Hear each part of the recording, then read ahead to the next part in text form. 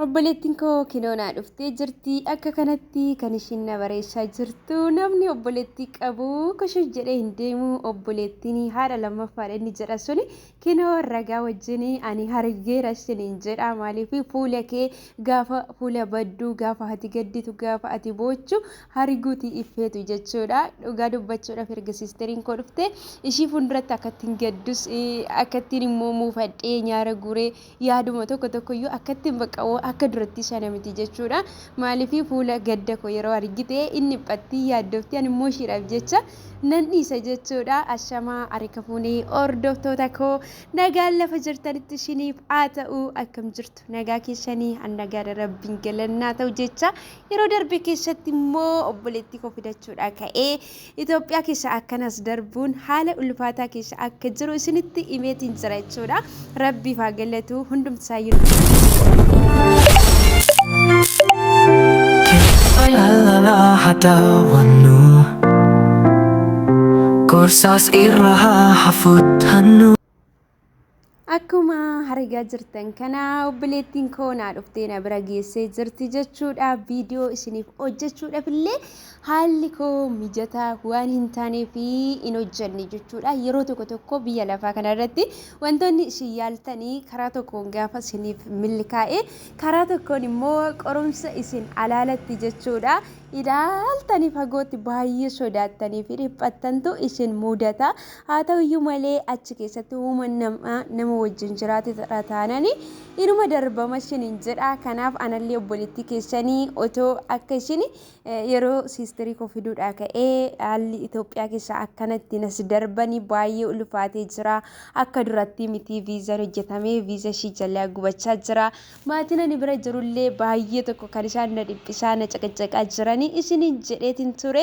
Isinillee bakka baay'ee tokko koomentii yaada gaggaarii na barreessaa turtanii silaa jechuudha. Otuma obboleettiin kiyya yeroo dhufte sana viidiyoon hojjedhaa tureyyuu jechuudha. Haa ta'uyyuu malee sababa haalonni tokko na danqanii yeroo dhabuu akkasuma immoo yaadni kiyyallee tasgabba'aa sababa hin turree fi viidiyoo otoo hin hojjetin yeroo kana ga'ee jira jechuudha. Otoo akka yaada kiyyaa siisterii kiyya wajjin iyyuu akkamittiin akka ishiin jalqabarraa kaatee akka ishiin as dhuftellee namoota ganaa dhufuudhaa jiran akkasuma immoo galtanillee biyya biraallee deebuudhaa jirtanii fi barumsa akka ishiin ta'utti otoo asiin galiin beektanii gara biyya keessanitti akka galtan akkasuma immoo haala mijeeffattanillee akka galtan dirqama immoo gara biyyaa galuun isinirra hin jiraatu yoo ta'e biyyoota deemuu barbaaddanii jijjiirrattanii hojjechuu barbaaddanii akka hojjettanii fi viidiyoo isiniif hojjenna turree. Haa ta'uyyuu malee haalli keenya baay'ee tokko mijataa miti isiniin jedha. Akkuma isinitti hime karaa tokkoon gaafa milkaa'e karaa tokkoon immoo qoromsa ulfaatatu isinitti dhufa. Waan hunduma keessatti immoo waaqayyo uumaan keenya wajjin jiraannan wanti darbine hin jiru isiniin jedha. Kanaaf obboloota koo hanganaaf danda'ame yeroo naaf mijate keessatti ofiidhuma kootii dhufee viidiyoo isinii waraaba. Yoo haalli isaa nuuf kenname immoo yeroodhuma tokkoyyuu dhufnee viidiyoo hojjechuutii dandeenya. Intarneet illee hin qabnu isiniin jedha obboloota koo. Badaa akkasitti viidiyoo noormaalii baanee hojjennee gadi isiniif dhiisuudhaaf garuu bakkuma tokko dhayyuu jechuudha. Haala nu mudaterraan kan ka'e bakka tokko jirrayyuun isinillee iddoo hojii ishii bakka itti dhufte dhiiftee gallakkistee na bira jirti isiniin jechuuti barbaada. Egaa obboloota koo viidiyoo kana adaraa keessa laayikii naa godhaa. Sababni isaayyuu otoon yuutuubii hin hojjetin baay'ee waan ture jiruu fi aktiivii yoo ta'e malee viidiyoon akka nama bira hin geenye hin kuffisa jechuudha yuutuubiin. Kanaafiyyuu laayikiin keessan na barbaachisa. Yaada qabdanillee koomtii jala naaf kaa'uun hin barbaachisa isiniin jedha. Akkasuma immoo obboloonni haaraa biyyarraa gara biyya arabaa dhuftanii jirtanii jalqaba duraa yeroo biyyarraa gara biyya arabaa dhufan akkasumallee manallee yeroo jijjiirratanii jalqaba duraatii fi baay'ee tokko jechuudha. Golli namaa biyyi namaa wanta hedduu qilleessillee hojiinillee waan hundumtiyyuu namatti waata jechuudha. Waan hunduma keessatti garuu obsa nama gaafata jechuudha. Keessumaa obboloonni duraan biyya namaa deemtanii hin beekne Itoophiyaa keessallee teessanii viidiyoo koo kana daawwachaa kan jirtanii gaafuma biyya keessanirra baatanii wantoonni hundumtiyyuu ulfaachuu akka danda'u afaanillee wanti hundiyyuu yeroodhaaf jechuudha. jechuudha. Ulfaatee hafatoon taane nama kamiyyuu namoota biyya namaa jirru kana muudatee wanta darbe garuu jalee qaba duraatii fi obsa kan nama gaafatu akkasiin hubattaniin barbaada jechuudha. Siisterii kiyya kana erga dhuftee akkas ji'a lama taatee jirti jechuudha.